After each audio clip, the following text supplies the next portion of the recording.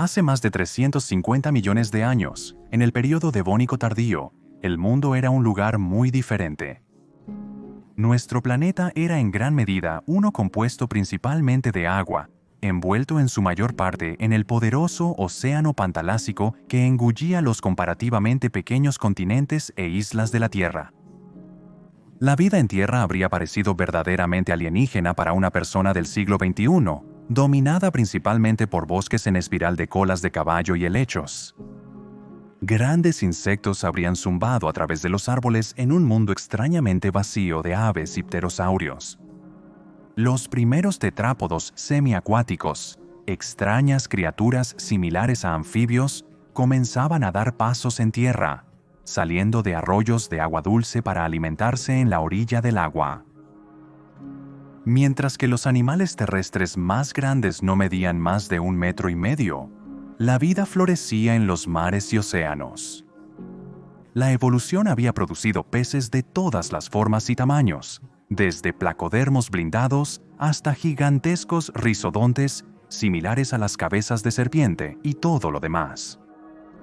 Por esta razón, el período devónico ha llegado a ser conocido como la Era de los Peces, y una de estas criaturas se lleva la corona como la más famosa de todas, Dunkleosteus torelii, un gran placodermo depredador cuyo temible cráneo ha capturado la imaginación de los paleoartistas, documentales, videojuegos y más en los últimos años.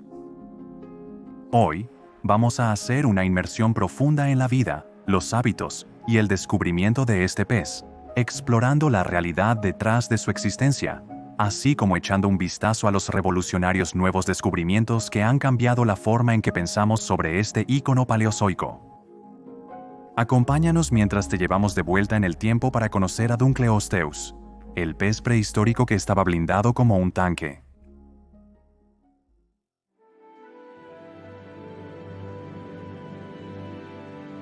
Dunkleosteus es un tipo de pez conocido como placodermo, un grupo cuyo nombre se traduce del griego al inglés como piel de placa. Eso podría darte una idea de cómo se veían estos peces. Una característica clave para identificar placodermos fósiles es la densa armadura de placas que cubría gran parte de sus cabezas y cuerpos.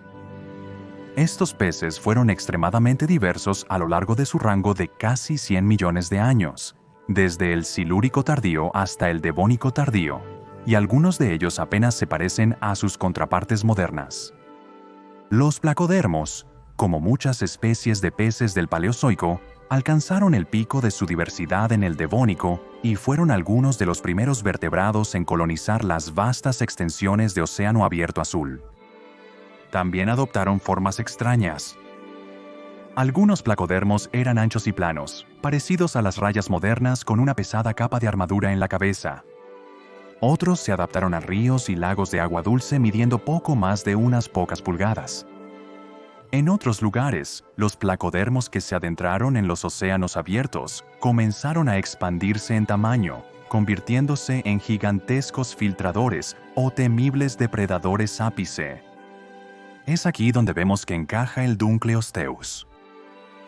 Dunkleosteus es un pez que se ha vuelto sinónimo del período devónico, un ícono muy querido del mundo prehistórico predinosaurio, quizás en parte debido a su tamaño masivo percibido en su momento. Los fósiles de este animal fueron descritos por primera vez en 1875, lo que los paleontólogos creen que muestra un placodermo que medía entre 4.5 a 5.5 metros de longitud.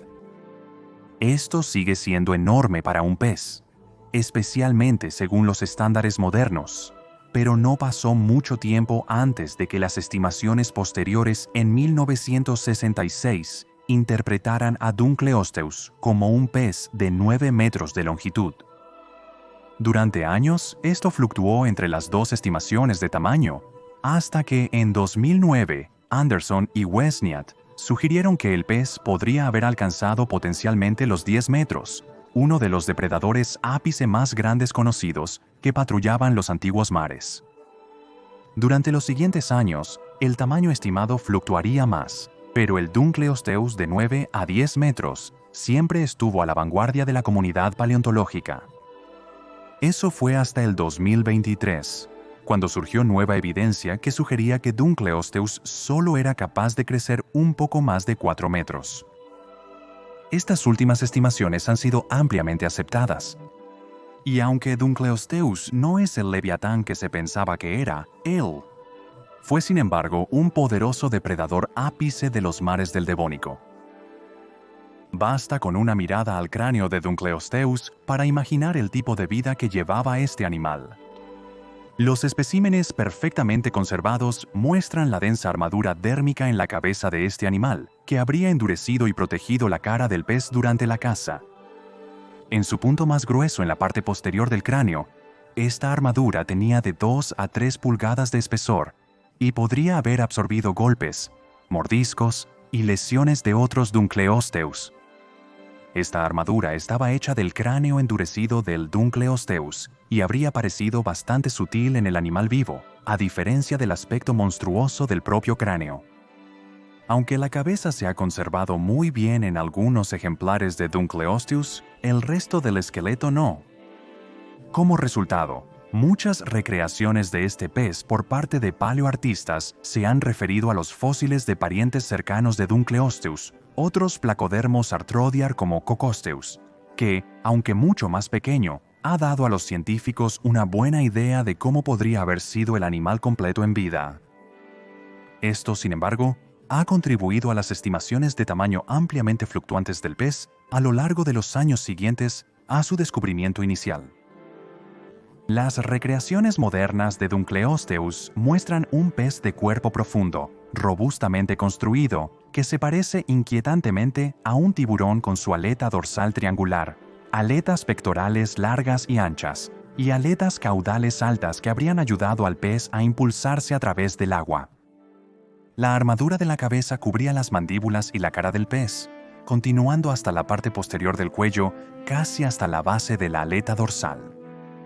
Ojos saltones y brillantes incrustados en la parte frontal de las mandíbulas habrían ayudado a detectar y perseguir a la presa, y las células de pigmento en los restos del animal han indicado que probablemente era de color oscuro en la parte superior y claro en la parte inferior. Esto podría haber sido una adaptación para ayudar a camuflarlo contra la superficie clara y las profundidades oscuras de las aguas que habitaba. Una de las características más llamativas de este pez es el armamento único que se encuentra en su boca. Esta compleja configuración de aterradoras cuchillas y tijeras en realidad no está hecha de dientes. El pez en realidad no tiene ninguno. Más bien, estas características eran placas óseas alargadas que se extendían desde su cráneo y mandíbulas. Los estudios han encontrado que estos peces podrían infligir una fuerza de mordida de alrededor de 4 a 7,000 newtons, extremadamente poderosa para un pez que no es un tiburón grande, lo que lo convierte en un temible depredador ápice incluso con su tamaño corporal reducido.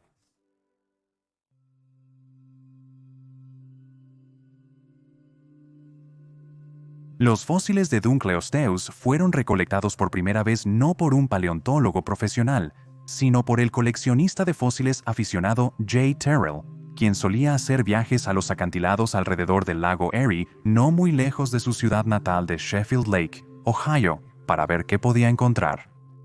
Al descubrir los primeros restos del pez que llegaría a ser conocido como Dunkleosteus, en 1867, donó su hallazgo a John Strong Newberry de la Encuesta Geológica de Ohio, quien procedió a estudiar el descubrimiento único. Newberry asignó primero este pez a un nuevo género y especie, Deinechtes hertzeri, pero esto no duraría. Pronto se hizo evidente que otras especies de peces grandes del Devónico estaban presentes en las rocas que frecuentaba Terrell, y el nombre Deinechtes terrelli se asignó al hallazgo de Terrell para honrarlo. No fue hasta estudios posteriores, en 1956, que Jean-Pierre Lehmann ubicó a este pez lejos del género Deinechtes y en uno completamente nuevo, Dunkleosteus, debido a las diferencias en los huesos de los dos animales. Lehmann eligió el nombre en honor a David Dunkel, el antiguo curador de paleontología de vertebrados en el Museo de Historia Natural de Cleveland, También un paleontólogo conocido por su trabajo en peces del Devónico. El término osteus se refiere al griego para hueso, lo que significa que Dunkleosteus torelli se traduce aproximadamente como el hueso de Terrell y Dunkle. Dunkleosteus torelli de ninguna manera es la única especie en este género, sin embargo, es la más grande y la mejor conocida. Esta especie se ha encontrado principalmente en los estados centrales de los Estados Unidos, pero el género más amplio estaba mucho más extendido. Se conocen especies de Dunkleosteus de Bélgica, Marruecos, Rusia, Polonia y los estados del noreste de los Estados Unidos en diversas formas y tamaños. Aunque se han propuesto un total de 10 especies, solo 4 se consideran válidas en el momento de escribir.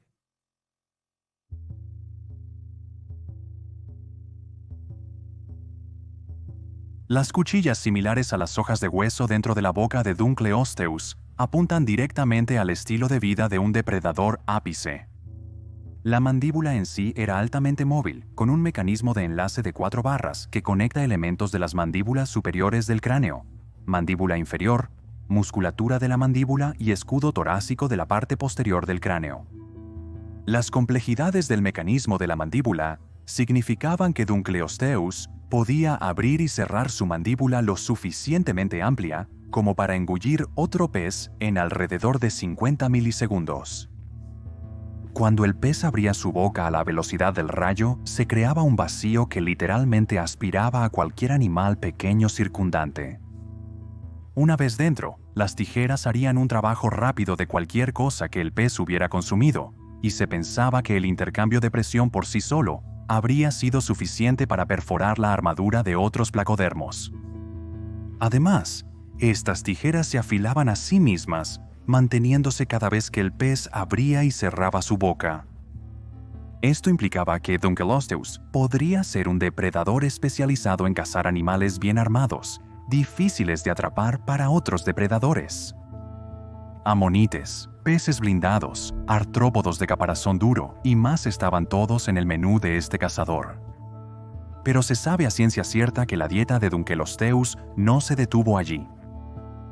Los paleontólogos han encontrado dientes asociados con Orodus, un pez parecido a un tiburón de cartílago, mezclados con los restos de Dunkleosteus. Esto implicaría que Dunkleosteus mató y comió al Orodus antes de regurgitar las partes que no podía digerir. El hecho de que los científicos sepan que Dunkleosteus era capaz de cazar peces de cartílago y no solo placodermos y amonites de movimiento lento, apunta a la idea de que pudo haber sido mucho más rápido de lo que se pensaba. Orodus, por ejemplo, era un pez pelágico, lo que significa que pasó gran parte de su vida en el océano abierto, donde a su vez cazaba peces más pequeños. Orodus habría necesitado confiar en la velocidad para atrapar a su presa, ya que no hay dónde esconderse en medio del mar azul abierto. Para atraparlo, Dunkleosteus a su vez habría necesitado ser un movimiento rápido. ¿Qué tan rápido era aún queda por descubrir, ya que los huesos de la cola, el torso y las aletas de Dunkleosteus son escasos en el mejor de los casos? El ciclo de reproducción y crecimiento de Dunkleosteus ha sido estudiado a lo largo de los años, y aunque los científicos no pueden decirlo con certeza, hay evidencia que sugiere que el pez pudo haber sido pseudovivíparo, como algunas especies de tiburones de mar abierto. Esto significa que el pez habría fertilizado sus huevos internamente, permitiendo que los jóvenes eclosionaran dentro de la madre. Se han descubierto otros placodermos con lo que parece ser un cordón umbilical. Esta posibilidad no ha sido descartada para Dunkleosteus. Se cree que una vez nacidos, los jóvenes Dunkleosteus eran robustos y defensivos, viviendo en aguas más seguras y menos profundas donde los tiburones u otros Dunkleosteus no podían llegar. Una vez que crecieron hasta un tamaño suficiente para defenderse, es probable que los peces jóvenes se dirigieran hacia las aguas profundas y abiertas, donde se podía encontrar mayores cantidades de alimento sostenible. También se sabe que Dunkleosteus llevó un estilo de vida violento y peligroso, al menos en algunos especímenes. Un individuo conocido como CMNH5302 muestra lo que parecen ser heridas de perforación probablemente infligidas por las placas óseas de la mandíbula de otro Dunkleosteus adulto. Estos peces eran capaces de infligir mordidas inmensamente poderosas. Y aunque la armadura de este pez era suficiente para protegerlo, sin duda esto habría causado un daño doloroso al pez que perdiera la batalla. Esto podría haber sido una señal de que el Dunkleosteus era muy territorial, protector con sus crías, o quizás incluso que practicaba el canibalismo.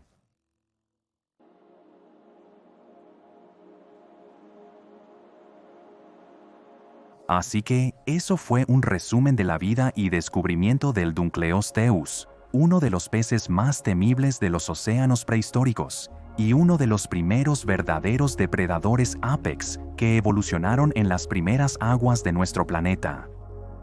Aunque este pez ya no esté dentro de las gigantescas estimaciones de tamaño de 9 a 10 metros, seguía siendo un cazador altamente impresionante que aterrorizaba los mares de la antigua América y más allá.